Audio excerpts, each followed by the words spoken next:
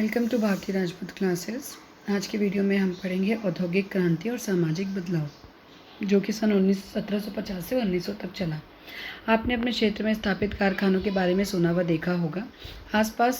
आपके आसपास के कारखानों में आपके परिवार या रिश्तेदार भी काम करते हैं हो रहे होंगे। हमारे प्रदेश में अनेक छोटे छोटे कारखाने हैं जिनमें चावल, कोसा, वस्त्र आदि का उत्पादन होता है ना। जैसे कुरुद, महासमुंद, तिल्दा, नेवरा, नवापारा, राजिम, भाटापारा, धमतरी आदि स्थानों पर चावल की मिलें हैं। हमारे प्रदेश में बड़े कारखाने भी हैं, जैसे भिलाई का स्टील प्लांट जहाँ लोहा इस्पात का निर्माण होता है, कोरबा में एल्यूमिनियम का कारखाना, बलौदाबाजार जिले में सीमेंट के कारखाने।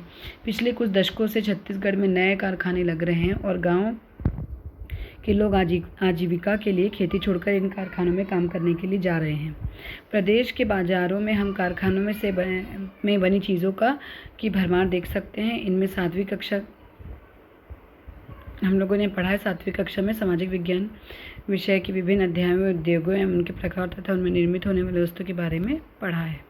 ठीक है, तो चलिए आज हम पढ़ते हैं कारखानों का लगना, लोगों को कृषि से कारखानों में काम करने जाना तथा औद्योगिक उत्पादनों का दैनिक जीवन में खपत आदि को हम क्या कहेंगे? औद्योगिकरण। वास्तव में हम सब अपने प्रदेश के औद्योगिकरण के गवाह हैं। इससे हमारे जीने व सोचने के तरीके में तथा हमारे परिवेश में भी बहुत ही बुनियादी अंतर आ जाते हैं। औद्योगिक उत्पादन हमेशा से नहीं था, यह ब्रिटेन से 18वीं सदी में शुरू हुआ। ये पहले से नहीं था, ये ब्रिटेन से इसकी शुरुआत हुई, जो कि 18वीं सदी में हुई। औद्योगिक क्रांति। ब्रिटेन में सन 1780 से सन 1850 के बीच उद्योग और अर्थव्यवस्था का जो रूपांतरण हुआ उसे प्रथम औद्योगिक क्रांति के नाम से जाना जाता है। ठीक है, इस परिवर्तन को क्रांति का दर्जा इस कारण दिया गया था क्योंकि इसमें कुछ ही दशकों में ब्रिटेन की अर्थव्यवस्था और समाज में बुनियादी अंतर आए थे, बहुत परिवर्तन आए थे, अर्थव्यवस्था में भी और समाज में भी। मनुष्य की उत्पादन क्षमता में अभूतपूर्व वृद्धि हुई, जिससे उसके जीवन के हर पहलू में परिवर्तन आया है ना। इस क्रांति का ब्रिटेन पर दूरगामी प्रभाव पड़ा। बाद में जर्मनी और संयुक्त राज्य अमेरिका में भी ऐसे ही परिवर्तन हुए और उन परिवर्तनों का उन देशों तथा शेष विश्व के समाज और अर्थव्यवस्था पर काफ़ी प्रभाव पड़ा। अब उनके परिवर्तन आगे दूसरे देशों के लिए भी एक मिसाल जैसे बन रहे थे ना, तो उसका असर उन पर भी पड़ा। औद्योगिकरण की वजह से इन मशीनों तथा ब्रिटेन में औद्योगिक विकास का यह चरण नई मशीनों और तकनीकों से गहराई से जुड़ा है ना। तकनीकों से गहराई से जुड़ा हुआ मशीनों तकनीक से। इन मशीनों तथा तकनीकों ने पहले के हस्तशिल्प और हाथ करघा उद्योगों की तुलना में भारी पैमाने पर माल के उत्पादन को संभव बनाया। मशीन की मदद से ये सारी चीज़ें और ज़्यादा बड़े पैमाने भी बन रही थी। औद्योगिकरण की वजह से कुछ लोग समृद्ध हो गए, पर इसके प्रारंभ दौर में लाखों लोगों को खराब एवं बदतर परिस्थितियों में काम करना पड़ा। इनमें स्त्रियां और बच्चे भी शामिल थे। इसके कारण विरोध भड़क उठा और सामाजिक परिवर्तन के लिए आंदोलन शुरू हो गए। फलस्वरूप सरकार को श्रमिकों के काम की परिस्थितियों के निर्धारण के लिए कानून बनाने पड़े। पहले क्या थे, लोग समृद्ध हो गए लेकिन दूसरे लोग समृद्ध नहीं हो पा रहे थे, तो उसके लिए मजदूर जो वर्ग थे वो समृद्ध नहीं हो पा रहे थे। तो उसके लिए क्या हुआ कि उनकी परिस्थिति को निर्धारित करने के लिए एक कानून बनाने पड़े।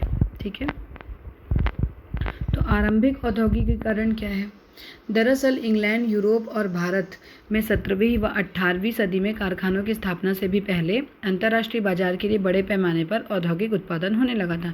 कारखाने स्थापित नहीं हुए थे, उसके पहले से भी अंतर्राष्ट्रीय बाजार के लिए क्या होता, बहुत पैमाने पर औद्योगिक उत्पादन होने लगा था।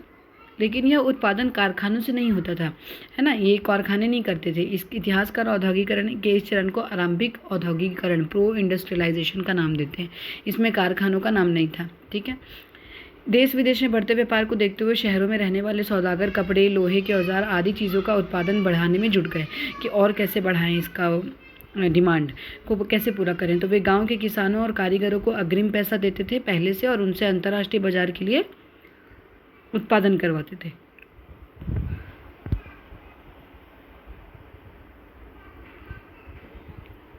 वे कारीगरों को विवश करते थे कि वे निश्चित समय पर माल तैयार करके उन्हें ही बेचें। सौदागर शहरों में रहते थे लेकिन उनके लिए काम ज़्यादातर देहात में ही चलता था, मतलब गांव के लोग ही करते थे। यह आरंभिक औद्योगिक औद्योगिक व्यवस्था व्यापार नेटवर्क का हिस्सा था। इस पर सौदागरों का नियंत्रण था और चीज़ों का उत्पादन कारखानों की बजाय कारीगरों के द्वारा होता था या उनके घरों में होता था। हर सौदागर के अधीन सैकड़ों मजदूर काम करते थे। इस तरह बहुत बड़ी संख्या में लोग औद्योगिक उत्पादन यानी कि अंतर्राष्ट्रीय व्यापार और पैसों के लेन देन के ताने बाने से जुड़ गए, है ना। ब्रिटेन में औद्योगिक क्रांति कैसे हुई? इंग्लैंड में सबसे पहले सन 1730 के दशक में कारखाने खुले, लेकिन उनकी संख्या में तेजी से वृद्धि 18वीं सदी में आई। 1750 में 30 में खुले थे, बट उनमें वृद्धि कब आई? 18वीं सदी के आखिर में ही हुई। गांव के बिखरे उत्पादन की जगह शहरों में एक छत के नीचे उत्पादन होने लगा। अब गांव में जगह जगह हर घर में लोगों को काम देने के बजाय शहर में एक ही छत बन गया और उसके नीचे काम होने लगा। कारखानों में उत्पादन का मतलब है बहुत अधिक मात्रा में उत्पादन। अब कारखाने बनने लगे यानी कि एक साथ बहुत मात्रा में उत्पादन होगा। इसे संभव बनाने के लिए पूंजी, मजदूर और उन चीज़ों की बाजार में मांग ज़रूरी है ना। तो ब्रिटेन में धनी व्यापारी थे जो पूंजी लगा रहे थे। वे अपने माल के लिए बढ़ती मांग को लेकर आश्वस्त थे कि भैया हमारा माल बढ़ रहा है तो इतना ये होगा। तो काम करने के लिए गांव व शहरों में मजदूर उपलब्ध थे। अब अधिक उत्पादन को कम समय में करने के लिए नई मशीनों का आविष्कार हुआ। ठीक है, तो अब क्या हुआ कि और ज़्यादा उत्पादन करने के लिए क्या हुआ? मशीनों का आविष्कार होना चालू हुआ। आप चित्र में देख सकते हैं स्पिनिंग जेनी तेज़ी से सूत काटने के लिए एक नया आविष्कार था और इसमें एक साथ कई सारी तकलियाँ चल रही हैं। इससे किसकी ऊर्जा से चलाया जा रहा है, ये क्वेश्चन है। ठीक है, आविष्कार और कारखाना। 18वीं सदी से लगभग 26,000 आविष्कारों का पंजीकरण या पेटेंट किया गया, जिन्होंने उत्पादन प्रक्रिया के प्रत्येक चरण की कुशलता बढ़ा दी। प्रति मजदूर उत्पादन बढ़ गया और पहले से बेहतर माल भी बनने लगा। यह परिवर्तन कपड़ा उद्योग में सबसे तेजी से हुआ। सूत काटने और बुनने से लेकर कपड़े को अंतिम रूप देने तक के लिए मशीनें बन गई। इसके बाद रिचर्ड आर्कराइट ने सूती कपड़ा मिल की रूपरेखा सामने रखी। किसने? रिचर्ड आर्कराइट ने सूती कपड़ा मिल की रूपरेखा सामने रखी। अभी तक कपड़ा उत्पादन गांवों में फैला हुआ था। यह काम लोग अपने अपने घरों में करते थे, लेकिन अब कारखाने में सारी प्रक्रियाएं एक छत के नीचे और एक मालिक के हाथों में आ गई थी। इसके चलते उत्पादन प्रक्रिया पर निगरानी, उनकी गुणवत्ता का ध्यान रखना और मजदूरों पर नज़र रखना संभव हो गया था। जब तक उत्पादन गांव में हो रहा था तब तक ये सारी बातें संभव नहीं थी कि किस हिसाब से बना रहे हैं, साफ़ सफाई से हो रहा है काम या नहीं, क्या गुणवत्ता है। लेकिन जब कारखाने में काम होने लगा तो एक ही छत के नीचे थे, तो सब चीज़ों पर नज़र रखी जाने लगी। लोहा इस्पात। मशीनों के व्यापक उपयोग में कई बाधाएं थी। अब मशीन का जो व्यापक उपयोग था उससे बाधाएं भी बहुत थी। अगर मशीनों से भारी मात्रा में काम लेना था तो उसके लिए मजबूत लोहे की ज़रूरत थी। अगर मशीन में ज़्यादा पैमाने पे ज़्यादा मजबूती से काम लेना है तो उस पर लोहे की ज़रूरत होती थी। तो इंग्लैंड इस मामले में सौभाग्यशाली था, क्योंकि वहाँ मशीनीकरण में काम आने वाली मुख्य सामग्रियाँ कोयला और लोहा ऐसा बहुत मात्रा में उपलब्ध थे। इसके अलावा वहाँ उद्योग में काम आने वाले अन्य खनिज जैसे सीसा, तांबा और रागा भी खूब मिलते थे, किंतु 18वीं शताब्दी तक वह मशीनों में इस्तेमाल योग्य लोहे का उत्पादन नहीं होता था। ठीक है, वहाँ मशीनों में जो लोहा इस्तेमाल करते हैं उसका उत्पादन ही नहीं होता था। लोहा गलाने के लिए लकड़ी के कोयले का उपयोग किया जाता था, पर इसमें बहुत सी समस्याएं भी थी, जैसे यह पर्याप्त मात्रा में उपलब्ध नहीं था और यह उच्च तापमान पैदा नहीं कर सकता था। इस कारण घटिया किस्म के लोहे का ही उत्पादन हो पाता था। तो ऐसे में इंग्लैंड का लोहार परिवार, जिसका नाम अब्राहम डुर्बी था, वर्षों के प्रयोग से लोहा गलाने में क्रांतिकारी परिवर्तन लाने में सफल हो गया। उसके अधिक आविष्कारों में सबसे महत्वपूर्ण था लकड़ी कोयले की जगह पत्थर कोयले का उपयोग, जिसमें धमन भट्टी में उपयोग किया गया। ठीक है, लकड़ी का कोयले के बजाय पत्थर के कोयले का उपयोग। ठीक है, इन भट्टियों से जो पिघला हुआ लोहा निकलता था वह पहले ही अपेक्षा अधिक बढ़िया था और उससे लंबी ढलाई की जा सकती थी। इस कारण लोहे से अनेकानेक उत्पाद बनाना संभव हो गया। चूँकि लोहे में टिकाऊपन अधिक था, इसलिए इसे मशीनें, रेल पटरी और अन्य वस्तुओं बनाने के लिए इस्तेमाल के लिए लकड़ी से बेहतर सामग्री माना गया, है ना। लकड़ी तो कट फट जाती या जल जाती, लेकिन लोहे के भौतिक और रासायनिक गुण धर्म को नियंत्रित किया जा सकता था। इस तरह औद्योगिक क्रांति जो कपड़ा उद्योग से शुरू हुई, अब लोहा इस्पात के मशीन निर्माण पर केंद्रित होने लगी। ठीक है, लोहा ऐसा और कोयले का उत्खनन तेजी से बढ़ा और इन खानों के पास ही नए कारखाने लगने लगे। जहाँ खान मिलने लगी वहाँ पे कारखाने और बनने लगे। लेकिन औद्योगिक क्रांति को स्थिरता प्रदान करने के लिए दो और महत्वपूर्ण क्षेत्रों में बदलाव की जरूरत थी। क्या थी? दो और महत्वपूर्ण क्षेत्र में बदलाव करना जरूरी था। कैसे? देखते हैं। ऊर्जा के स्रोत 17वीं सदी की मशीनों को चलाने के लिए मनुष्य या जानवर की ताकत लगती थी। या तो मनुष्य लगते थे या तो जानवर लगते थे, या फिर नदियों के बहते पानी का उपयोग होता था। इसे पंचक्की भी कहते थे। लेकिन इनमें भारी मशीनों को साल भर चलाना संभव नहीं हो पाता, क्योंकि ज़्यादा भारी मशीन को साल भर आप कैसे चला सकते हो। तो इस क्षेत्र में भाप की शक्ति के उपयोग में ने क्रांति ला दी थी, जो भाप की शक्ति होती है। यूँ तो भाप की शक्ति का पता पहले से था, मगर जेम्स वॉट सन 1736 में, जिनका जन्म हुआ 1819 में मृत्यु हुई, ने एक ऐसी मशीन विकसित की जिसमें भाप का इंजन एक प्राइम मूवर यानी प्रमुख चालक के रूप में काम देने लग गया था। इससे कारखानों में मशीनों को चलाने के लिए ऊर्जा मिलने लगी। 18वीं शताब्दी के अंत तक जेम्स वॉट के भाप इंजन ने जानवरों और बहते पानी की शक्ति का स्थान लेना शुरू कर दिया। ठीक है। और दूसरा था परिवहन। परिवहन बढ़ते व्यापार और उद्योगों की एक और ज़रूरत थी। बहुत बड़ी मात्रा में सामान लाना और ले जाना बहुत ज़रूरी होता था। इसलिए पहले नहरों को जाल बिछाया गया ताकि उन पर नावों के द्वारा सामान को कम खर्च पर पहुंचाया जा सके। इसके बाद रेल पटरियों पर गाड़ियों को खींचने का प्रयोग शुरू हुआ। खींचने के लिए शुरू में घोड़ों का उपयोग होता था, बाद में भाप इंजन का प्रयोग किया जाने लगा।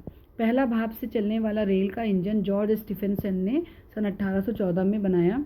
अब रेलगाड़ियाँ परिवहन का एक ऐसा नया साधन बन गई जो वर्ष भर उपलब्ध रहती थी, सस्ती और तेज भी थी, और माल तथा यात्री दोनों को ढो सकती थी। इस साधन में एक साथ दो आविष्कार सम्मिलित थे, लोहे की पटरी और भाप का इंजन। ठीक है। रेल के आविष्कार के साथ औद्योगिकरण की संपूर्ण प्रक्रिया ने दूसरे चरण में प्रवेश कर लिया। जैसे जैसे भाप चलित मशीनों का उपयोग बढ़ा, वैसे वैसे कारखानों का जाल भी बढ़ता गया।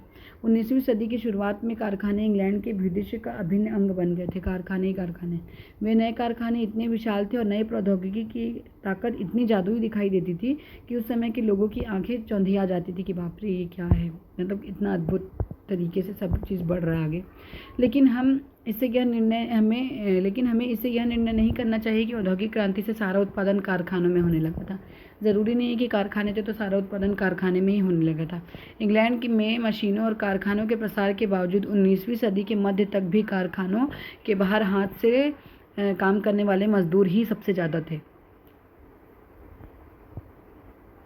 फिर भी कारखानों में उत्पादन की व्यवस्था अर्थव्यवस्था में निर्णायक भूमिका निभाने लगी कारखाना, और समय के साथ गैर कारखाना उत्पादन कम होते गए। जहाँ पे कारखाने नहीं थे, घरों में काम होते थे, वो उत्पादन कम हो गए और कारखाने की महत्ता बढ़ने लगी।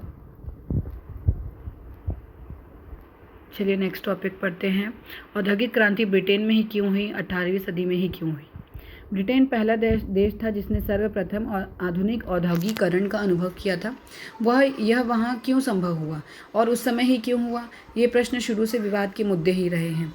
इतिहासकार मानते हैं कि इस तरह के व्यापक परिवर्तन किन्हीं एक या दो कारणों से नहीं, बल्कि बहुत सी सकारात्मक परिस्थितियों के सहयोग से होता है। पॉजिटिव जो सिचुएशंस होती है उसके अकॉर्डिंग हुआ है। तो 18वीं शताब्दी में औद्योगिकीकरण के लिए ब्रिटेन में ऐसी क्या सकारात्मक बातें थीं जिसके कारण वहाँ पे औद्योगिक क्रांति हुई। तो चलिए पढ़ते हैं। पहला था राजनीतिक परिस्थिति। ब्रिटेन 17वीं शताब्दी से राजनीतिक दृष्टि से सुदृढ़ एवं संतुलित रहा और इसके तीनों हिस्सों इंग्लैंड, वेल्स और स्कॉटलैंड पर एक ही राजा का शासन था, है ना। संतुलित था, सुदृढ़ था और विकसित था, और एक ही राजा का राज था। इसका अर्थ यह हुआ कि संपूर्ण राज्य में एक ही कानून व्यवस्था थी, एक ही सिक्का या एक ही मुद्रा प्रणाली चलती थी, है ना, और एक ही बाजार व्यवस्था थी। अलग अलग तरह की बाजार व्यवस्था नहीं थी। यह व्यापार के लिए बहुत लाभकारी सिद्ध हुआ। वहाँ के राज्य शासन ने व्यापार और उद्योगों को रोकने वाली व्यवस्थाओं को हटाया या कम कर दिया। क्या किया कि राज्य शासन ने क्या किया, व्यापार और उद्योगों को रोकने के लिए जो व्यवस्थाएं थी उसको हटाया और कम कर दिया। लेकिन राज्य ने उद्योगों में निवेश नहीं किया। राज्य ने क्या किया, उद्योग में निवेश नहीं किया। यह ज़रूर था कि सन 1830 तक राज्य ऐसी सीमा शुल्क लगाता था कि विदेशों से बने औद्योगिक उत्पादन ब्रिटेन में महंगे हो जाए। इतना टैक्स लगाता था कि जब वहाँ की जो बाकी जगह की जो सामान है वो ब्रिटेन में महंगे हो जाएँ, लोग फिर इंग्लैंड से बनी चीज़ें ही खरीदते थे। सन 1846 में शासन ब्रिटेन के उद्योग व कृषि की रक्षा के लिए लगाए गए सीमा शुल्क को हटाने लगा। यानी ब्रिटेन में किसी भी सामान या आयात या निर्यात करने की एक समान शुल्क को चुकाना पड़ता था। इसे मुक्त व्यापार नीति कहते हैं, जिसमें राज्य अर्थव्यवस्था में कोई हस्तक्षेप नहीं करता। यानी कि राज्य की जो अर्थव्यवस्था होती है उसमें कोई इंटरफेयर नहीं करता है और निजी पूंजीपतियों को स्वतंत्रता के साथ काम करने देता है। ब्रिटेन यह इसलिए कर पाया क्योंकि औद्योगिकरण के कारण ब्रिटेन से के उत्पाद इतने सस्ते हो गए कि ब्रिटेन को किसी दूसरे देश से प्रतिस्पर्धा का डर ही नहीं रहा, है ना। औद्योगिकीकरण के कारण जो ब्रिटेन के जो उत्पाद थे वो और सस्ते हो गए और ब्रिटेन को किसी से कंपटीशन करने की ज़रूरत ही नहीं पड़ी। दूसरा था घरेलू बाजार। औद्योगिकरण से किसी भी चीज़ का अत्यधिक उत्पादन किया जाता है जिसे बेचने के लिए बड़े बाजार की ज़रूरत होती है। देखिए ब्रिटेन में यह कैसे बना। 16वीं शताब्दी में राजनीतिक एकता और प्रशासनिक केंद्रीकरण के कारण संपूर्ण ब्रिटेन में एक आर्थिक नीति लागू हुई। बाजार व्यवस्था में स्थानीय सामंतों या अधिकारियों का पहले जैसा कोई हस्तक्षेप ही नहीं था कि पहले जो सामंत थे वो सब इंटरफेयर करते, यानी वे अपने इलाकों से होकर गुजरने वाले माल पर कोई टैक्स नहीं लगाते थे या नहीं लगा सकते थे। पूरे देश में एक कर व्यवस्था, एक माप तौल और एक मुद्रा प्रणाली स्थापित हुई, यानी कि एक ही तरह के सिक्के चलते थे, एक ही माप तौल का वो था, नए नए नहीं थे, और एक ही कर व्यवस्था थी। इससे पूरे देश में व्यापार करना आसान हो गया और देश में आंतरिक व्यापार तेज़ी से बढ़ गया, है ना। और इसके कारण क्या हुआ, व्यापार करना, बिजनेस करना इजी हो गया और आंतरिक व्यापार तेज़ी से बढ़ गया। 17वीं शताब्दी के अंत तक आते आते ब्रिटेन में लेन देन में मुद्रा का व्यापक उपयोग होने लगा था। इससे पहले अनाज ही लेन देन का माध्यम था और वस्तु विनिमय व्यापक था, लेकिन व्यापार के बढ़ने से 17वीं सदी से वस्तु विनिमय कम होता गया और मजदूरी, जमीन का लगान, कर आदि नगद के रूप में ही अदा किए जाने लगे। पहले सामान के अदले बदले सारी चीज़ें हो जाती थी, बट अब धीरे धीरे ऐसे लगा कि हर चीज़ के लिए नगद देना है। इसके एक और महत्वपूर्ण कारण था कृषि या व्यापारीकरण, यानी कि खेती या व्यापारीकरण। अब खेती घरेलू उपयोग के लिए नहीं बल्कि बिक्री के लिए होने लगी थी, अतः गाँव में भी मुद्रा का चलन बढ़ गया। इससे लोगों को अपनी आमदनी से खर्च करने के लिए अधिक विकल्प प्राप्त हो गए कि हमारी जो आमदनी है उसे अधिक कैसे खर्च कर सकते हैं, और वस्तुओं की बिक्री के लिए बाजार का विस्तार भी हो गया। तीसरा पॉइंट था कृषि का व्यापारीकरण और कृषि क्रांति। ब्रिटेन में 15वीं सदी से ही अनाज, मांस और ऊन का व्यापार बढ़ रहा था। इसके कारण बहुत से किसान बाजार के लिए उत्पादन करने लगे थे। क्या लगे थे? बाजार के लिए उत्पादन करने लगे थे। 17वीं सदी में कीमतों में तेज़ी से वृद्धि हुई, जिस कारण ऐसे कृषकों को अधिक लाभ हुआ। जब वहाँ के ज़मींदारों ने यह देखा तो वे खेती में और रुचि लेने लगे कि हाँ, यहाँ पे इस चीज़ का उत्पादन कर रहे हैं और इनको फ़ायदा हुआ तो हम भी रुचि लेंगे। तो उन्होंने किसानों को अपनी ज़मीन से हटाकर मुनाफे के लिए खुद मजदूरों से खेती करवाने लगे। किसान को हटाया और खुद मजदूरों से खेती करवाने लगे। 18वीं शताब्दी में इंग्लैंड एक बड़े आर्थिक परिवर्तन के दौर से गुजरा था, जिसे कृषि क्रांति कहा गया है। यह एक ऐसी प्रक्रिया थी जिसके द्वारा बड़े ज़मींदारों ने अपनी ज़मीन से किसानों को बेदखल कर दिया, आसपास के किसानों के खेत खरीद लिए और चारागाह जैसी गांव की सार्वजनिक ज़मीन को भी घेर लिया। ठीक है, जो चरने के लिए थी गांव के मवेशियों के लिए, उसको भी कब्जा कर लिया। इस प्रकार उन्होंने अपनी बड़ी बड़ी भू संपदाएँ बना ली, जिस पर वे नए तरीक़ों से खेती करवाते थे या व्यावसायिक भेड़ पालन करवाते थे। इससे खाद्यान्न, ऊन और मांस का उत्पादन तो बढ़ा, मगर किसानों की जो आजीविका थी, कमाई थी, वो छिन गई। इससे भूमिहीन किसानों और गाँव की सार्वजनिक ज़मीन पर अपने पशु चराने वाले चरवाहों को कहीं और काम धंधे तलाशने की ज़रूरत हो गई और मजबूर होना पड़ा, और इस तरह कृषि क्रांति ने औद्योगिक क्रांति को दोहरा लाभ पहुंचाया।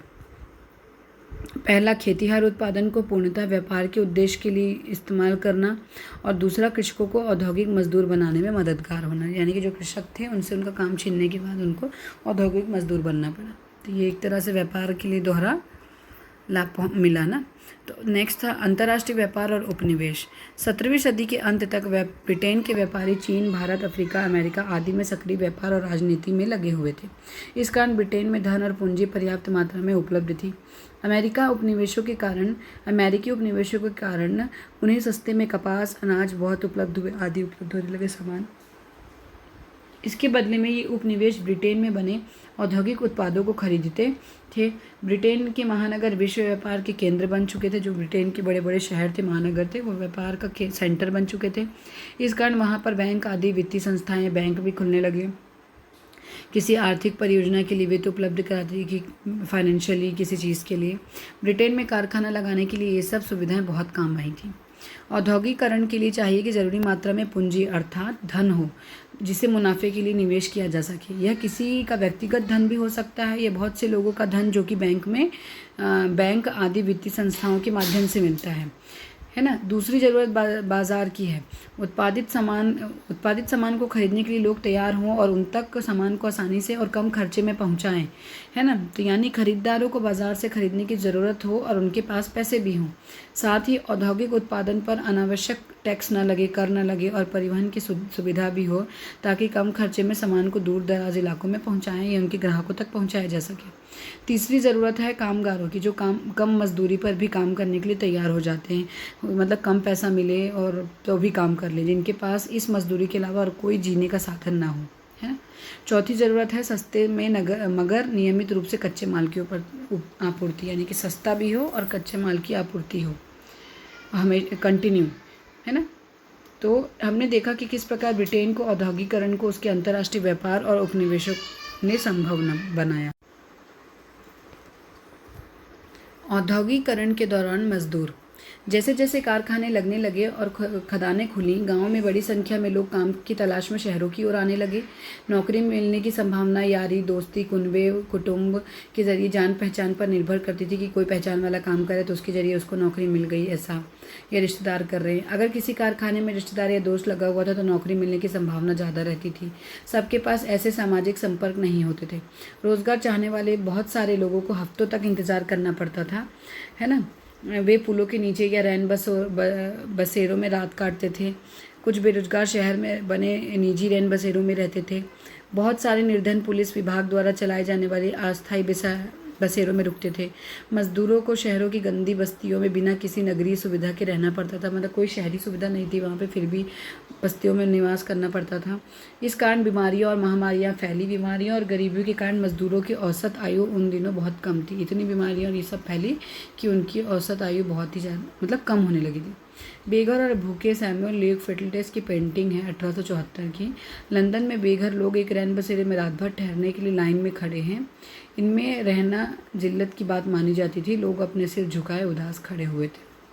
बहुत से उद्योगों में मौसमी काम की वजह से कामगारों को बीच बीच में लंबे समय तक खाली बैठना पड़ता था। काम का मौसम गुजर जाने के बाद गरीब दोबारा सड़क पर आ जाते थे। कुछ लोग जाड़ों के बाद गाँव में चले जाते थे, जहाँ इस समय काम निकलने लगता था, लेकिन ज़्यादातर लोग शहर में ही छोटा मोटा काम ढूंढने की कोशिश करते थे। 19वीं सदी की शुरुआत में वेतन में कुछ सुधार हुआ, लेकिन अक्सर यहाँ महंगाई के कारण असरहीन हो जाता था कि महंगाई भी बढ़ जाती थी। सुधार तो होता था लेकिन महंगाई भी होती थी। मजदूरों की आमदनी भी सिर्फ वेतन दर पर ही निर्भर नहीं होती थी। रोजगार की अवधि भी बहुत महत्वपूर्ण थी कि आप कितने देर तक काम करते हैं। मजदूरों की औसत दैनिक आय इससे तय होती थी कि उन्होंने कितने दिन काम किया है, कि उन्हें कितने दिन काम मिला है। 19वीं सदी के मध्य में सबसे अच्छे हालात में भी लगभग 10% शहरी आबादी निहायत गरीब थी, यानी कि सोचो 10% जो शहरी आबादी थी वो हद से ज़्यादा गरीब थी। आर्थिक मंदी के दौर में बेरोजगारों की संख्या विभिन्न क्षेत्रों में 35 से 75% तक हो जाती थी। ऐसे कठिन समय में विवश मजदूर रोटी के लिए दंगा फसाद भी कर देते थे, ये उतर आते थे। बेरोजगारी की आशंका के कारण मजदूर नई प्रौद्योगिकी से चिढ़ते थे कि और कुछ नया प्रौद्योगिकरण होगा तो उससे भी और चिढ़ने लगे थे, क्योंकि अब ये आएगा तो फिर हमको बेरोजगार होना पड़ेगा, हम उस चीज़ को नहीं जानेंगे। तो वे मशीन को रोज़गार छीनने वाला साधन मानकर उसे तोड़ने का प्रयास करते थे कि ये मशीन आएगी तो हमारा काम रुक जाएगा। तो शुरू में कारखानों की मशीनों को निशाना बनाया गया और समय के साथ गाँव में लाए गए जो कृषि यंत्र थे, जैसे थ्रेशर की भी तोड़फोड़ की जाने लगी थी। उनको ये डर था कि अगर हम ये सारी चीज़ें आ जाएंगी तो हमारा हक छीन जाएगा, हमको काम नहीं मिलेगा। मजदूर, औरतें और बच्चे। औद्योगिक क्रांति से महिलाओं और बच्चों के काम करने के तरीकों में महत्वपूर्ण परिवर्तन आए। इससे पहले ग्रामीण गरीबों के बच्चे हमेशा घर या खेत में अपने माता पिता या संबंधियों की निगरानी में तरह तरह के काम किया करते थे, है ना। महत्वपूर्ण परिवर्तन भी आए उनके औरतों और बच्चों में भी, तो उनकी निगरानी में काम करते थे। ये काम दिन या मौसम के अनुसार बदलते रहते थे। इसी प्रकार गांव में महिलाएं भी खेत के काम में सक्रिय रूप से हिस्सा लेती थीं। वे पशुओं का पालन पोषण करती थी, लकड़ियां इकट्ठा करती थी और अपने घरों में चरखे चलाकर सूत काटती थी। औद्योगिक क्रांति के बाद उन्हें कारखानों में काम करना पड़ा, जो इससे बिल्कुल अलग किस्म का होता था। वहाँ लगातार कई घंटों तक एक ही तरह का काम कठोर अनुशासन तथा तरह तरह के दंड के भयावह परिस्थितियों में कराया जाता था। लेकिन जो गांव में वो काम करते थे वो अपने हिसाब से करते थे। पुरुषों की मजदूरी मामूली होती थी, जिससे घर का खर्च भी नहीं चल सकता था। इसे पूरा करने के लिए महिलाओं और बच्चों को भी काम करना पड़ता था। ज्यों ज्यों मशीनों का इस्तेमाल बढ़ता गया, काम करने के लिए कुशल मजदूरों की ज़रूरत कम होती गई। उद्योगपति पुरुषों की बजाय औरतों और बच्चों को अपने यहाँ काम पर लगाना अधिक पसंद करते थे। जो उद्योगपति थे वो बच्चों और औरतों को अपने घर पे काम लगाना पसंद करते थे, ना कि पुरुषों को। महिलाओं और बच्चों को लंकाशायर और यॉर्कशायर नगरों के सूती कपड़े उद्योगों में बड़ी संख्या में काम पर लगाया जाता था। इसके अलावा रेशम, फीते बनाने और बुनने के उद्योग धंधों और बर्मिंघम के धातु उद्योगों में अधिकतर बच्चों और महिलाओं को नौकरी ही दी जाती थी, पुरुषों को नहीं दी जाती थी। रुई काटने की मशीनें तो कुछ इस तरह ही की बनाई गई थी कि उनमें बच्चे अपनी फुर्तीली उंगलियों और छोटी कद काठी के कारण आसानी से काम कर सकते थे। बच्चों को अक्सर कपड़ा मिलों में रखा जाता था, क्योंकि वहाँ सटाकर रखी गई मशीनों के बीच से छोटे बच्चे आसानी से आ जा सकते थे। बच्चों में ऐसे कई घंटों तक काम लिया जाता था, यहाँ तक कि उन्हें हर रविवार को मशीनें साफ करने के लिए काम पर आना पड़ता था, जिसके परिणाम स्वरूप उन्हें ताज़ी हवा भी नहीं मिल पाती थी। कई बार तो बच्चों के बाल मशीनों में फंस जाते थे और उनके हाथ कुचल जाते थे। कभी कभी बच्चे काम करते करते इतने थक जाते थे कि उन्हें नींद की झपकी आ जाती थी और वे मशीनों में गिरकर मौत के मुंह में चले जाते थे। कोयले की खानों में बहुत ज़्यादा खतरनाक होती थी। खानों की छतें धंस जाती थी अथवा उनमें विस्फोट हो जाता था तो लोग दब जाते थे, चोट लगना आम बात थी। कोयला खानों के मालिक कोयले के गहरे अंतिम छोरों को देखने के लिए बच्चों को ही भेजते थे, क्योंकि वो छोटे होते थे और बड़े लोगों को जाने का रास्ता सकरा होता था। तो छोटे बच्चे हैं तो आराम से जाएंगे, तो यहाँ तक कि वो अपनी पीठ पर कोयले का भारी वजन भी ढोते थे और कोयले से बड़ी गाड़ियाँ भी खींचते थे जो बच्चे होते थे। कारखानों के मालिक बच्चों से काम लेना बहुत ज़रूरी समझते थे, ताकि वे अभी से काम सीखकर बड़े होकर उनके लिए और अच्छा काम कर सके। अधिकांश कारखानों में 10 से 14 साल की उम्र से बाल मजदूर करना शुरू कर देते थे। महिलाओं को मजदूरी मिलने से न केवल वित्तीय स्वतंत्रता मिली, बल्कि उनके आत्मसम्मान में भी बढ़ोतरी। महिलाएं जो काम करती थी उनको फाइनेंशियली भी वो इंडिपेंडेंट हो गई और बल्कि उनको सेल्फ रिस्पेक्ट भी मिलने लगी और उनकी सेल्फ रिस्पेक्ट में भी इजाफा हुआ। लेकिन इससे उन्हें जितना लाभ हुआ उससे कहीं ज़्यादा उनको हानि हुई, जैसे कि काम की अपमानजनक परिस्थितियों के कारण हुई, कि जो काम करने का जो तरीका है या वहाँ पे जो बेइज्जती सहनी है जैसा भी है, उसके कारण उनको बहुत सी चीज़ें देखनी पड़ी। अक्सर उनके बच्चे पैदा होते ही या शैशवावस्था में मर जाते थे और उन्हें अपने औद्योगिक काम की वजह से मजबूर होकर शहर की घिनौनी व गंदी बस्तियों में ही रहना पड़ता था, क्योंकि काम नहीं करेंगे तो बच्चे कैसे पालेंगे, है ना। तो नेक्स्ट है मजदूर आंदोलन।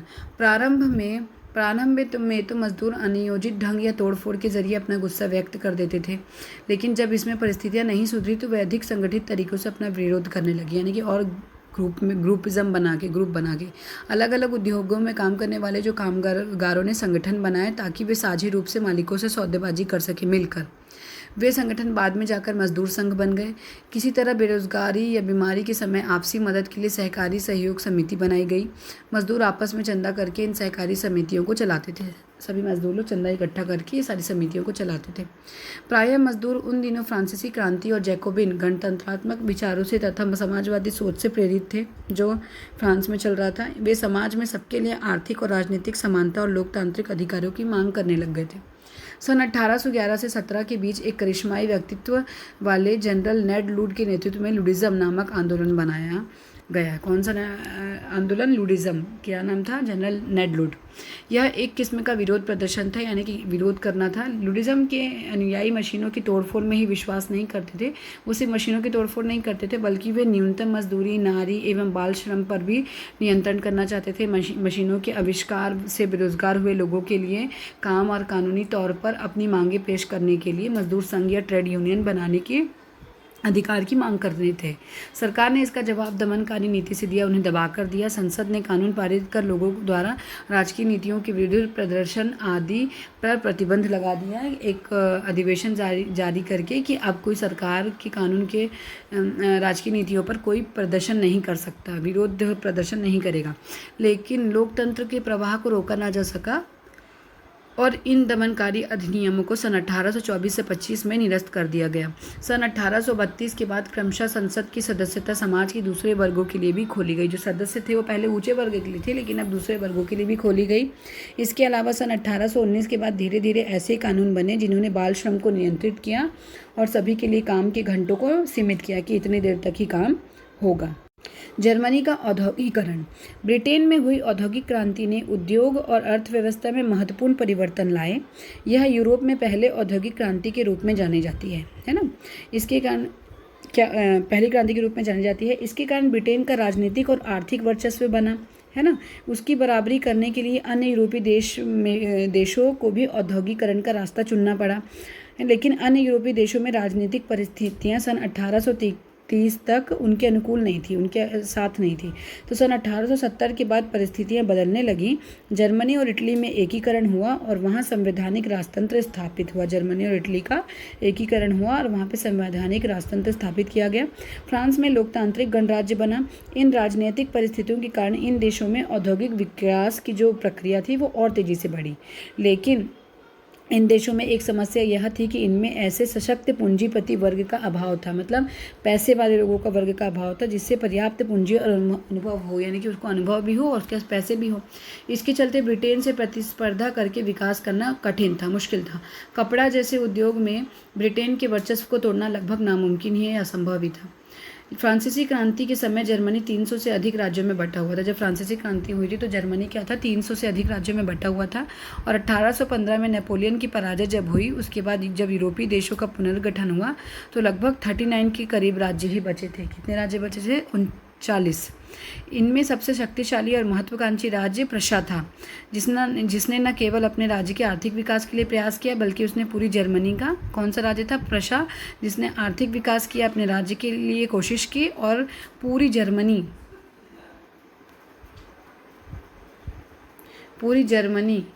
को अपनी छत्रछाया के नीचे एकीकरण भी किया। सन 1834 में प्रशा राज्य के नेतृत्व में एक आर्थिक संघ बना। इस संघ ने सभी व्यापारिक रुकावटों को कम कर दिया और मुद्रा व्यवस्था में सुधार किया। प्रशा ने अपने राज्य में कई कदम उठाए जिससे जर्मन अर्थव्यवस्था और सामंतवादी नियंत्रण समाप्त हो जाए, कि जो जर्मन अर्थव्यवस्था थी वो समाप्त हो और सामंतवादी नियंत्रण भी खत्म हो। इनमें कृषि दासता या अर्ध गुलामी का अंत और भूमि सुधार महत्वपूर्ण कदम थे, यानी कि कृषि लोगों को, जो किसानों को दास बना के रखे थे या जो उनसे अर्ध गुलामी यानी कि बिल्कुल गुलाम बनाकर रखे हुए थे उनका, और भूमि सुधार, ज़मीन वगैरह जो किसानों से छीन लेते थे, बहुत सी चीज़ हुई। इसके अंतर्गत ज़मींदारों के अर्ध गुलाम होकर रह रहे थे किसान को आज़ादी दी गई, यानी कि आधे गुलाम बने थे जो किसान, उनको आज़ादी मिली। जर्मनी के एकीकरण के पश्चात यहाँ पर बड़े कारखाने बनने लगे। जब जर्मनी का एकीकरण हुआ तो बड़े कारखाने बनने लगे और खदानें खुलने भी लगी। तब बेरोजगार लोग इनमें काम करने के लिए उपलब्ध थे। दूसरी ओर जो सामंती ज़मींदार थे उनका काया पलट हुआ और वे आधुनिक तरीकों से खेती करने वाले उद्यमी ज़मींदार बन गए। वो जो सामंती ज़मींदार थे अपने एरिया वाले, अब वो क्या करने लगे, वो आधुनिक तरीके से खेती कराने वाले उद्यमी ज़मींदार बन गए। कृषि उत्पादन बढ़ा और वह राष्ट्रीय और अंतर्राष्ट्रीय बाज़ारों में बिकने लग गया। जर्मनी के शासक यह बखूबी समझते थे कि जर्मनी का वर्चस्व उसके औद्योगिकरण पर निर्भर है। वो समझते थे इस बात को, लेकिन इसके लिए जर्मनी को ब्रिटेन से प्रतिस्पर्धा करनी होगी और ऐसे उद्योगों को विकसित करना होगा जो ब्रिटेन में नहीं थे। ऐसे उद्योग, पहले तो कंपटीशन करो और ऐसे बिजनेस या ऐसे उद्योग लेकर आओ जो कि ब्रिटेन में नहीं था। उन दिनों औद्योगिकरण के लिए 3 नए क्षेत्र खुल रहे थे। ये थे रासायनिक उद्योग, भारी मशीन का उद्योग और बिजली उद्योग। रासायनिक उद्योग जिसमें कृत्रिम खाद, कृत्रिम रंग या औषधि, फोटोग्राफी की सामग्री, प्लास्टिक, कृत्रिम रेशे तथा नए किस्म के विस्फोटक आदि बनते थे, यानी कि रासायनिक तरीके से ये वो था। भारी मशीन उद्योग मशीन बनाने वाली मशीनों को बनाना था, यानी कि भारी मशीन उद्योग मशीन बनाने वाली मशीनों को, जो मशीन बनाते थे उस मशीन को बनाने वाली मशीन बनाने का काम था। और बिजली उद्योग शामिल था उन्हीं दिनों अमेरिका में थॉमस एडिसन और अन्य आविष्कारों ने बिजली से चलने वाली विभिन्न तरह की चीज़ों का आविष्कार किया था। इनके अलावा सन 1850 के आसपास रेलवे और भाप चलित जहाज निर्माण पूंजी निवेश के महत्वपूर्ण क्षेत्र बन रहे थे। जर्मन उद्योगपतियों ने ब्रिटेन से प्रतिस्पर्धा के लिए इन नए क्षेत्रों को भी चुना, लेकिन ये सूत या कपड़ा कारखानों जैसे नहीं था, क्योंकि उनमें बहुत भारी निवेश की आवश्यकता होती। उन दिनों जर्मनी में इतने धनी पूंजीपति नहीं थे। ठीक है, जर्मन सरकार ने भारी मात्रा में पूंजी निवेश किया और सारे देश में रेलवे का जाल बिछाया। उन्होंने क्या किया है कि बहुत भारी मात्रा में पूंजी लगाई और सारे देश में रेलवे का जाल बिछाया। महत्वपूर्ण खनिजों की खदानें राजकीय स्वामित्व में खोली, यानी कि स्टेट लेवल पे अपने उस पर खोली राजकीय तौर पे। राज्य की पहल पर स्कूल, विश्वविद्यालय तथा तकनीकी शिक्षा व्यवस्था स्थापित की गई, जहां लोग सब आगे पढ़ सके, सीख सके। विश्वविद्यालयों में जो अनुसंधान हो रहे थे उन्हें उद्योगों की आवश्यकताओं से जोड़ने का प्रयास किया, कि उद्योग में, विश्वविद्यालय में जो अनुसंधान, जो रिसर्च हो रहे थे उसको उद्योगों में आवश्यकता कैसे पड़ेगी वो उससे जोड़ने का प्रयास हुआ। तकनीकी शिक्षा संस्थानों को भारी उद्योगों से जोड़ा गया। ताकि वहाँ पढ़ने पढ़ाने वाले लोगों का काम कारखानों की ज़रूरत के अनुकूल हो। ठीक है। जर्मन राज्य ने ऐसी कर नीति अपनाई जिससे दूसरे देशों में बने माल का जर्मनी में आयात करने पर अधिक सीमा शुल्क देना पड़े और जर्मनी के सामान का देश के बाहर निर्यात करने पर कम सीमा शुल्क देना पड़े। इस तरह का टैक्स लगाया उन्होंने, नीति कर अपनाई उन्होंने, इस कर नीति अपनाई उन्होंने। इस कारण जर्मनी के उद्योगों को दूसरे देशों की प्रतिस्पर्धा से बचाया जा सके, ताकि दूसरे देश से कंपटीशन करने के लिए बच सकें। जर्मनी के एकीकरण के बाद एशिया और अफ्रीका में उपनिवेश स्थापित करने का गहन प्रयास शुरू कर दिया। जब जर्मनी का एकीकरण हुआ तो एशिया और अफ्रीका के उपनिवेश स्थापित करने का बहुत ही सीरियस वे में प्रयास किया गया और शीघ्र ही अफ्रीका में जर्मन उपनिवेश बने और अफ्रीका में कारखाने या उपनिवेश करने के लिए जर्मन के लोग रेडी हुए। इस प्रकार जर्मनी के औद्योगिकरण में राज्य ने अहम भूमिका निभाई। किसने अहम भूमिका निभाई? राज्य ने। यह ब्रिटेन के औद्योगिकरण में राज्य की भूमिका से बहुत अलग था। जो ब्रिटेन में जो राज्य की भूमिका थी उससे बहुत ही अलग था जर्मनी का।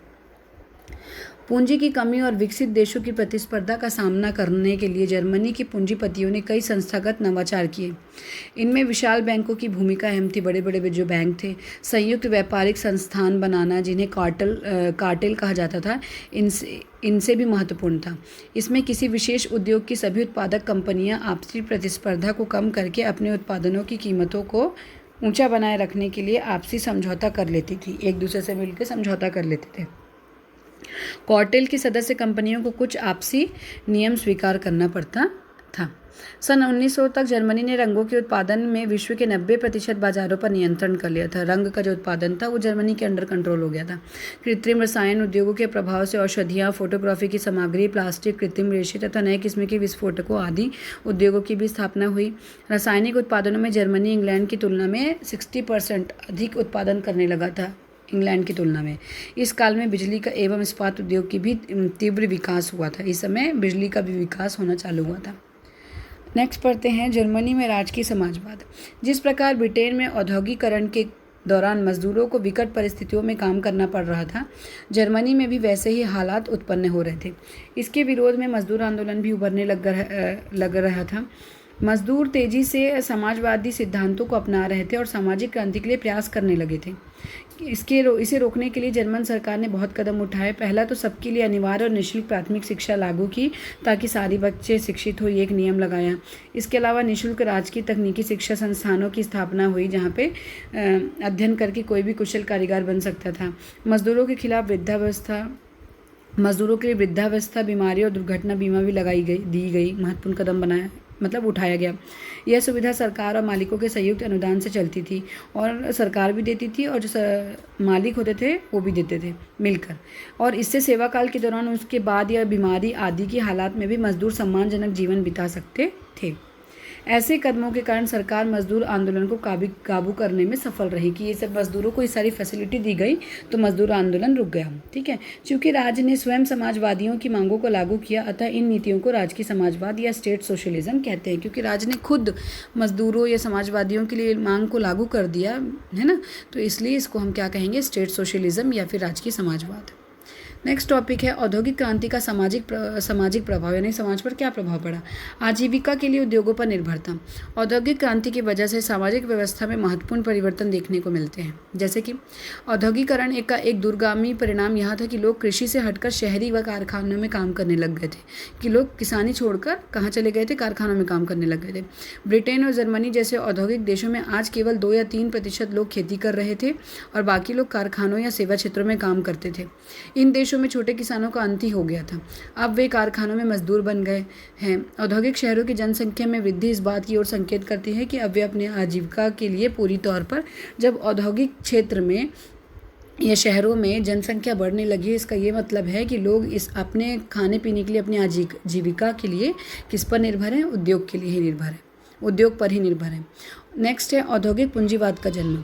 औद्योगिकरण का एक और प्रभाव यह हुआ कि आर्थिक शक्ति थोड़े से लोगों के हाथों में केंद्रित हो गई। जो आर्थिक शक्ति थी वो कुछ ही लोगों के हाथों में आई, है ना। इस तरह औद्योगिक पूंजीवाद का जन्म हुआ कि औद्योगिक मतलब कुछ ही लोगों में सेंट्रलाइज था ना पावर, कुछ ही लोगों के पास कारखाने थे तो वो उनके अंडर में थे। तो औद्योगिक क्रांति के चलते समाज दो खेमों में या वर्गों में बढ़ गया। एक और मजदूर थे जिनके पास केवल श्रम ही करना की क्षमता होती थी, जिससे वे अपना घर चलाते थे, आजीविका चलाते थे और कारखानों के मालिकों को बेचते थे, ठीक है। इसके बदले उन्हें मामूली मजदूरी मिल जाती थी। दूसरी ओर पूंजीपति और जमींदार थे जिन्हें सूझबूझ से उद्योग लगाए और पूंजी लगाकर जोखिम उठाया, मगर इससे मिलने वाला जो सारा लाभ था वो पूंजीपतियों को मिलता था, ना कि मजदूरों को। वे समय के साथ अपनी पूंजी को बढ़ाते गए और मजदूर उन पर निर्भर होते गए। तीसरा था बाजार आधारित अर्थव्यवस्था। बाजार के आधार पर बाजार आधारित अर्थव्यवस्था में एक बुनियादी समस्या यह होती है कि किसी कारखाने के मालिक को यह वास्तव में पता नहीं रहता है कि उसका माल बिकेगा या नहीं बिकेगा। अक्सर विभिन्न कारणों से बाजार में मंदी आ जाती है, यह माल बिकना बंद हो जाता है। यह या तो इसलिए होता है बाजार में ज़रूरत से अधिक माल बनकर तैयार हो जाता है, बिकने को आ जाता है, या फिर इसलिए होता है कि लोगों के पास खरीदने के लिए पैसे नहीं होते। ऐसे में मालिक को घाटा होता जाता है और उसे अपना उत्पादन बंद करना पड़ता है और कामगारों की छटनी करनी पड़ती है। इससे बेरोजगारी की समस्या पैदा हो जाती है।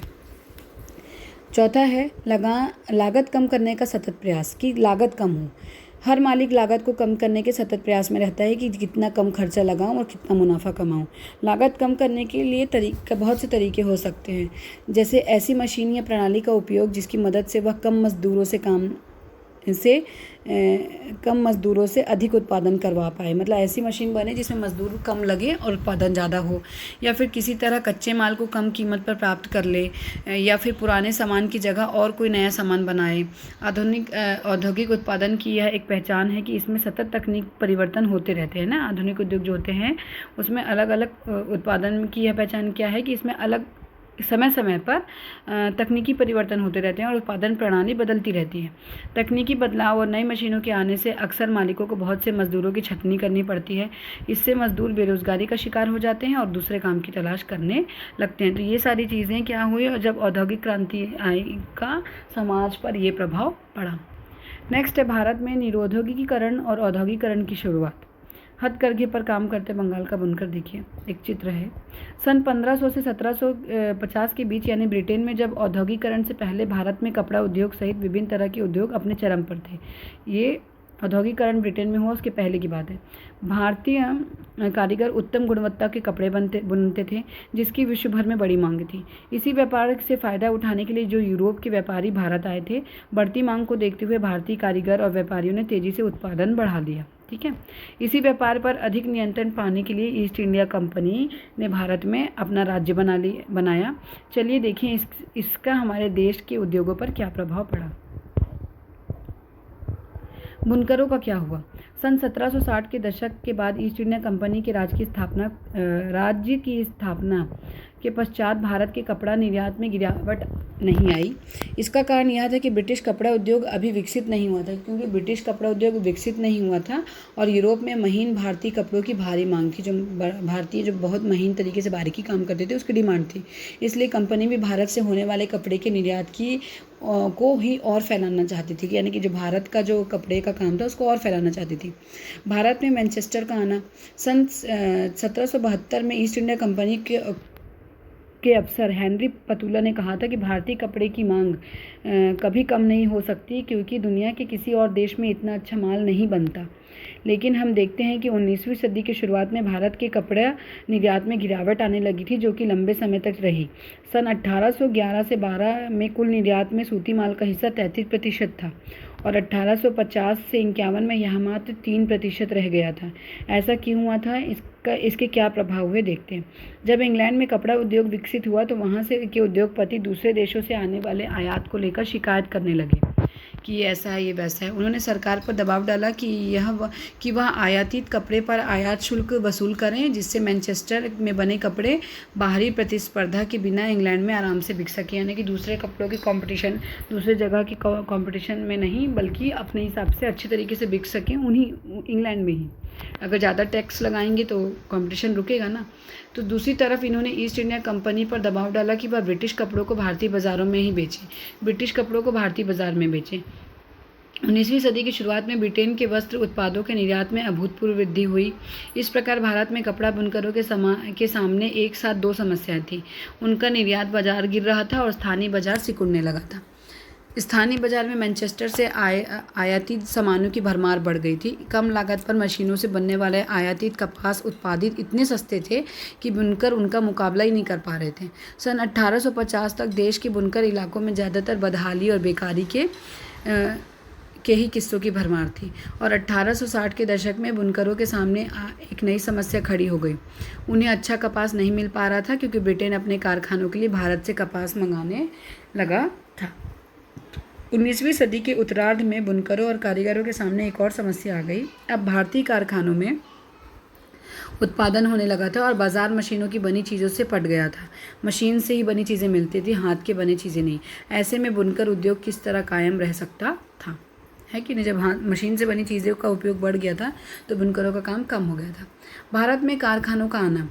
बम्बई वर्तमान मुंबई में पहला कपड़ा मिल सन 1854 में लगा और 2 साल बाद उसमें उत्पादन होने लगा। सन 1862 तक वहाँ ऐसे 4 मिलें काम कर रहे थे, 4 मिलें हो गई थी। उनमें 94,000 तकलियाँ और 2150 करघे थे। उसी समय बंगाल में जूट मिलें खुलने लगे। वहाँ देश का पहला जूट मिल सन 1855 में और दूसरा 7 साल बाद सन 1862 में चालू हुआ। उत्तरी भारत में एलिगन मिल सन 1860 के दशक में कानपुर में खुला। इसके बाद साल भर बाद अहमदाबाद का पहला कपड़ा मिल भी चालू हो गया। सन 1874 में भी पहला कताई 1861 में अहमदाबाद में चालू हुआ और 1874 में मद्रास में भी पहला कताई और बुनाई मिल खुल गया। छत्तीसगढ़ के राजनांदगांव में सन 1894 में सीपी मिल प्रारंभ हुआ। बीएनसी नहीं, सीपी मिल प्रारंभ हुआ और 1906 में इसे बीएनसी कहा जाने लगा। आइए देखें कि ये उद्योग कौन लगा रहे थे, उनके लिए पूंजी कहाँ से आ रही थी और मिलों में काम करने वाले लोग कौन थे। प्रारंभिक उद्यमी। व्यापार से पैसा कमाने के बाद कुछ व्यापारी भारत में कारखाने स्थापित करना चाहते थे कि व्यापार से पैसा कमाएं, अब भारत में कारखाने स्थापित करके पैसे कमाएंगे। मुंबई में दिनशा पेटिट और आगे चलकर देश में विशाल औद्योगिक साम्राज्य स्थापित करने वाले जमशेद जी नुसरवान जी टाटा जैसे पारसियों ने आंशिक रूप से चीन को अफीम आदि निर्यात करके और आंशिक रूप से इंग्लैंड को कच्चा कपास निर्यात करके पैसा कमा लिया था। क्या किया था? चीन को आंशिक रूप से अफीम निर्यात करवाई थी और कपास निर्यात करवाया था इंग्लैंड को, इससे पैसे कमा लिया। सन 1917 में कलकत्ता में प्रथम देशी जूट मिल लगाने वाले मारवाड़ी व्यवसायी सेठ हुकुमचंद ने भी चीन के साथ व्यापार किया। यही काम प्रसिद्ध उद्योगपति जीडी बिरला के पिता और दादा ने भी किया।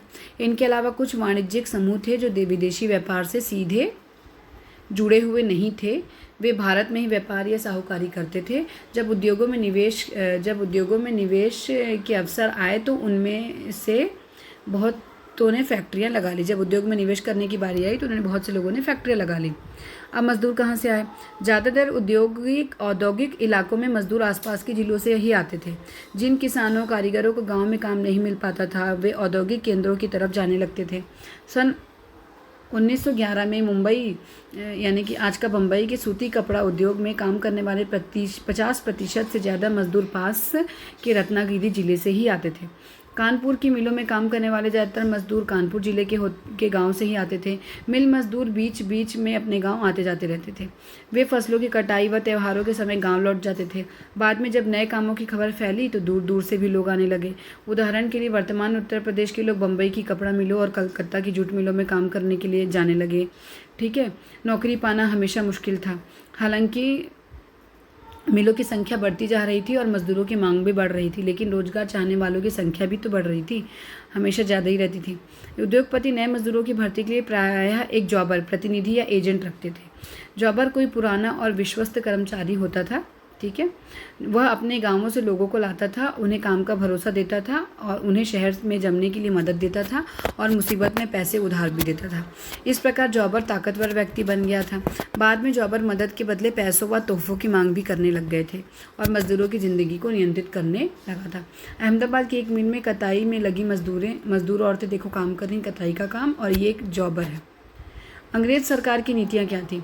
भारतीय उद्योगपति उद्योगपति यह मांग कर रहे थे कि भारत में आयात होने वाली जो वस्तुओं पर आयात शुल्क लगाएं ताकि भारतीय मिलों के उत्पादन को संरक्षण मिले। यानी कि भारत में जो और चीज़ें इम्पोर्ट हो रही हैं, आयात निर्यात हो रहा है, आयात जो हो रही है उस वस्तुओं पर आयात शुल्क लगाएं ताकि जो भारतीय मिलों के उत्पादन को संरक्षण मिले, यानी कि मिल में जो उत्पादन हो रहा है उस कार्य को संरक्षण मिले और शासकीय उपयोग के लिए खरीदी में भारत में बने सामान को प्राथमिकता मिले। जो शासकीय उपयोग के लिए जो खरीदे जा रहे हैं सामान, उसमें भारत में जो सामान बना है उसका उपयोग हो। अंग्रेज सरकार विदेशी माल पर कर लगाने के पक्ष में नहीं थी। वो कह रहे थे विदेशी माल पर हम कर क्यों लगाएंगे, क्योंकि इससे ब्रिटेन के उत्पादनों पर विपरीत असर पड़ता। जब सन 1896 में उन्हें राजकीय खर्च के लिए शुल्क लगाना ज़रूरी हो गया तो उन्होंने विदेशी और देशी दोनों पर समान कर लगा दिया। यानी कि देशी में बनने वाले पर भी कर लगा दिया और विदेश वाले सामान पर भी कर लगा दिया। इस प्रकार भारतीय उद्योगों को संरक्षण नहीं मिल सका। सरकार ने भारतीय उत्पादनों की गुणवत्ता की कमी का कारण दिखाकर यहाँ का सामान खरीदने से इनकार कर दिया कि यहाँ पे ये गुणवत्ता नहीं है, ऐसी है वैसी कमी है। लिखने का कागज़ और स्याही तक ब्रिटेन से आयात होने लगा कि बाप रे अभी हम इसको इस्तेमाल नहीं कर सकते, तो हर चीज़ विदेश से आयात करने लगे। यह परिस्थिति सन 1914 तक बनी रही। जब यूरोप में युद्ध के कारण वहाँ से सामान भारत नहीं आ सका, उसके बाद भारतीय उद्योग स्वतंत्र रूप से विकसित होने लगा। जब क्या हुआ कि जब यूरोप में युद्ध हो रहा था तो जब वहाँ से सामान भारत नहीं आ पाया तब जाके भारतीय उद्योग स्वतंत्र रूप से विकसित हो पाया। अंग्रेज सरकार ने भारत में भी बाल मजदूरों और महिला मजदूरों के हित में कानून बनाए। यह कानून बना कि 9 साल से छोटे बच्चों को काम में न लगाया जाए व बाल मजदूरों से दिन में 7 घंटों से अधिक काम न लिया जाए। ये सारे नियम बनाए गए। इसी तरह यह व्यवस्था बनी कि महिलाओं से 9 घंटों से अधिक काम न लिया जाए। अंत में 1911 में पुरुषों के लिए यह कानून बना कि उनसे 12 घंटे से अधिक काम न करवाया जाए। तो हमारा यह पार्ट भी यहीं ख़त्म होता है ना, औद्योगिक क्रांति और सामाजिक बदलाव। आशा और उम्मीद करती हूँ कि आप लोगों को मेरे वीडियोस पसंद आ रहे होंगे और ये सारे वीडियोस जो हैं वो आप लोगों को सीजी व्यापम, पीएससी, पटवारी, हॉस्टल वार्डन, ये सारे एग्ज़ाम्स में काम आएंगे क्योंकि हमको ये बुक्स पढ़नी ही पड़ती हैं। एंड फिर से कहूँगी कि मुझे आशा है, उम्मीद है आप लोगों को मेरे वीडियोस पसंद आ रहे होंगे। Please do like and subscribe my channel Bharti Rajput classes.